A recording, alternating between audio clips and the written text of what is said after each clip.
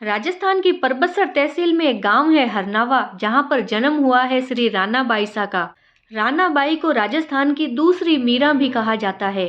कहा जाता है कि एक बार बोरावड़ के ठाकुर जोधपुर दरबार की किसी युद्ध में मदद करने के लिए जा रहे थे।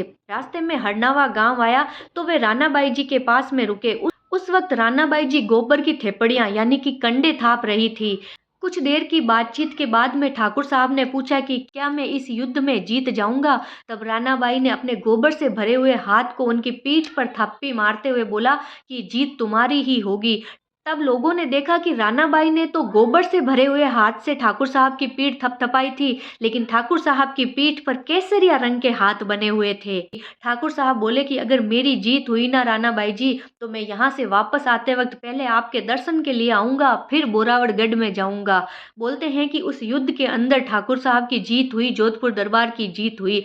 ठाकुर साहब बड़े ही खुश हुए और खुशी खुशी वापस बोरावड़ आए। लेकिन इस खुशी के अंदर वे रानाबाई के पास में जाना भूल गए।